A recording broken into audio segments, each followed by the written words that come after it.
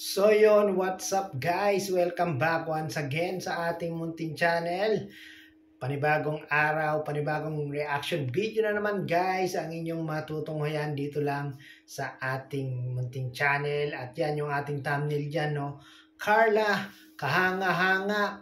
Jomar, kinakaawaan. Grabe, yung kahanga-hanga kay Carla ay ano na yan, given na yan. At alam na ng mga tao yan, marami nang nakakaalam niyan na talagang maraming karakteristik, maraming ugali itong si Carla na talaga namang kahanga-hanga. Pero si Papa Joms din naman, no? Meron din namang mga katangian na kahanga-hanga. Pero bakit ngayon guys? Kinaawaan ngayon itong si Papa Joms. Anong nangyari? Bakit kaya guys? Bakit kinakaawaan ngayon si Papa Joms? Yan po yung ating malalaman guys, no?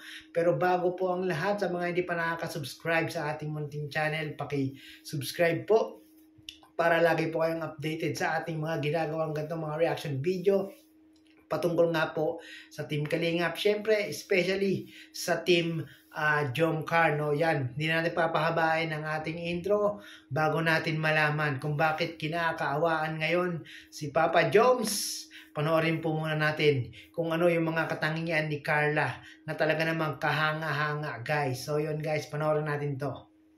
Ang masasabi ko lang is lalo akong pinapahanga ni Carla, no?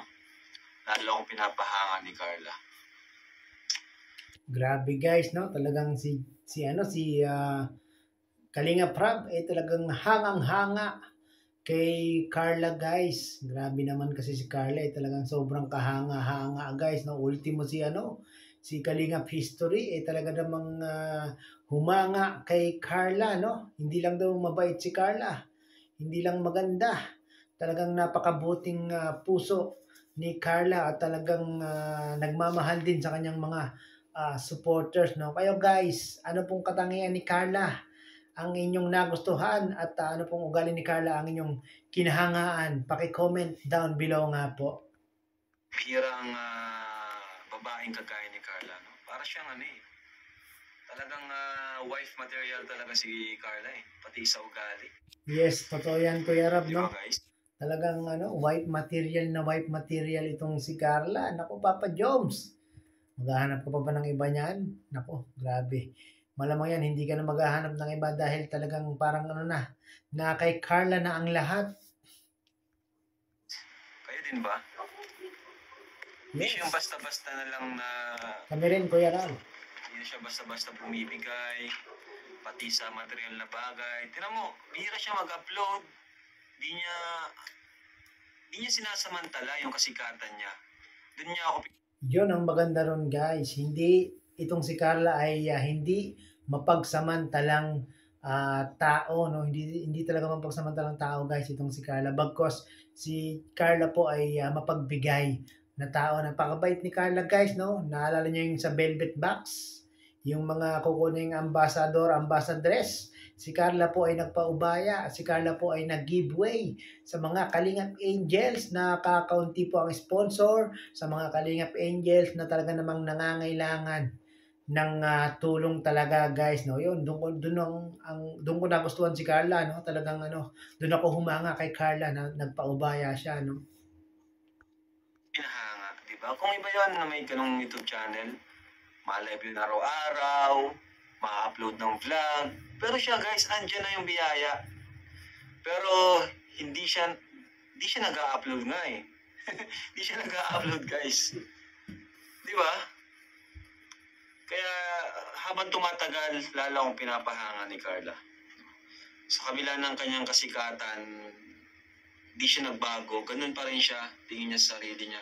Yes, totoo guys, no? Talagang si Carla hindi nagbago, no? Physical appearance nagbago. Kung dati siya ay maganda, ngayon talagang lalong nag-blooming, lalong naging maganda. Pero yung tawag yan, yung attitude niya, yung ugali niya, kung paano siya nung unang vlog ni Kalinga Prab, hanggang ngayon guys, ganun pa rin po si Carla. Talagang napakabait, napaka-humble. Hindi talaga siya nagbago, no? Dating Carla pa rin. Dating Carla pa din. And yun nga, doon niya ako mas pinabilib sa pagiging ano niya, kontento sa mga biyayang natatanggap niya. Imagine, may ganun kang YouTube channel na kahit every upload mo, mag-aabot ng 100k. Sigurado 100k ang every upload niyan. Pero di niya talaga inano. Di niya inano yun. Sinamantala pagiging sikat niya. Talagang ano pa rin siya. No? And bawat live niya, papaalam po yan sa akin. Ganyan siya karespeto. Diba guys? Yan si Carla guys, no? Hindi mapansamantalang tao at napaka-respeto niya kay Kalinga Prab, no? Bawat galaw ni Kalinga Prab sa social media ay ipinagpapaalam po ni Kalinga Prab, no? Siyempre si Carla po ay hanggang ngayon ay beneficiary pa rin ni Kalinga Prab. So lahat dapat po ng gagawin ni Carla sa social media ay ipapaalam po kay Kalinga Prab para naman po mabigyan ni Kalinga Prab ng mga good advice si Carla, no?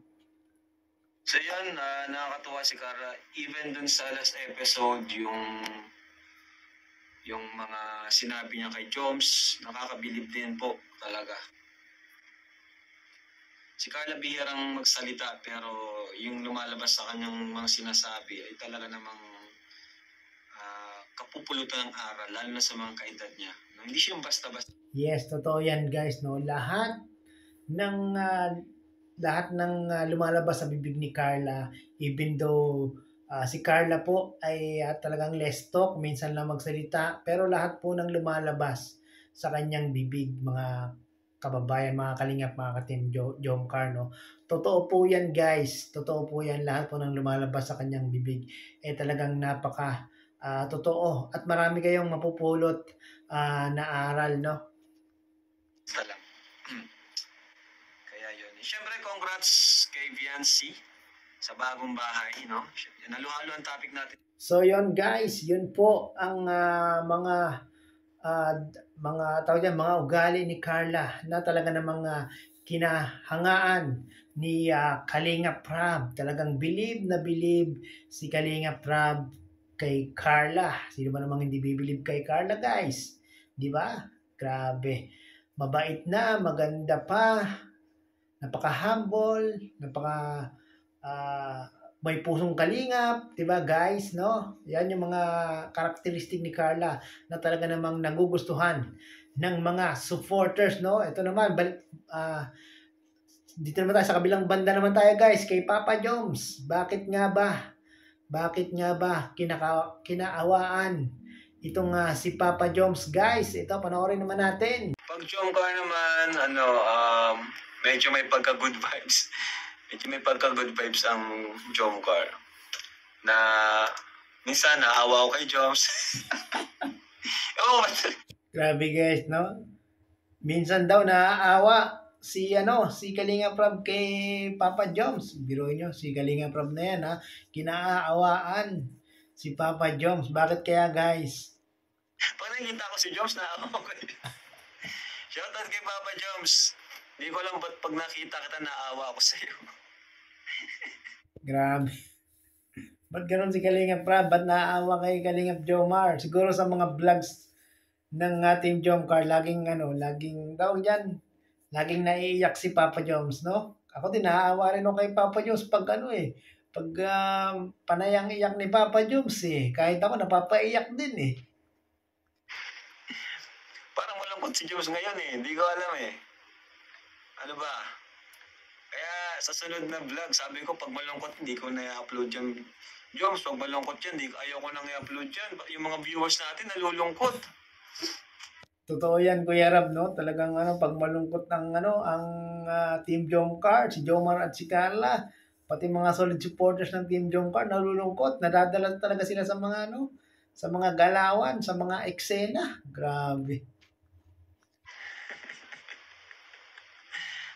Iba-ibang karakter nila talaga. Legit po yan.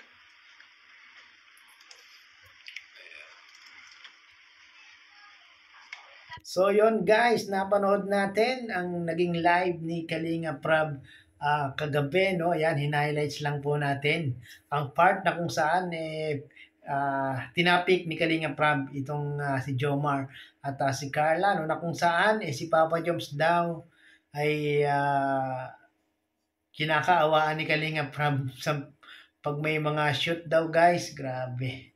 Nakakaawa naman talaga si Kalingap Jomar, 'di ba? Kasi kita mo 'yon, kung the way siya umiyak sa Kalingap serye, talaga namang nakakaawa at nakakadala, no?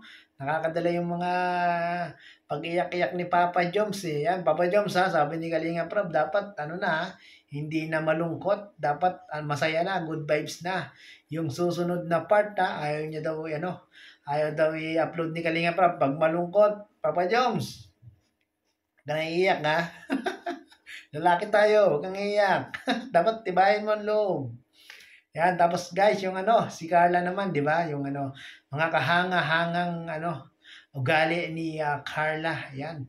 Talagang bilib na bilib, kahanga-hanga, kinahahangaan ni Kalinga Prab itong si Carla, kasi mula noon hanggang ngayon ay talagang si Carla ay si Carla pa rin. Talagang hindi po nagbago sa kabila ng kanyang kasikatan, sa kabila ng maraming sumusuporta, maraming nag-i-sponsor. Still si Carla ay napaka-humble, napakabait pa rin, guys, no?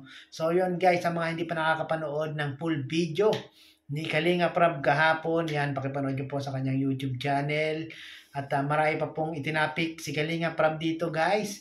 Marami pa pong itinapik si Kalinga Prab, no? At balita ko, guys, ay yan, yung mga na-disappoint ng nakaraan sa Velvet Box, yan, mayroon pong good news si Kalinga Prab. Panoorin niyo po yan, guys, sa YouTube channel ni Kalinga Prab, yung naging live ni Kalinga Prab. So yun, guys, no, hanggang dito lang ating reaction video. Kita-kits pong muli, guys. Bye-bye.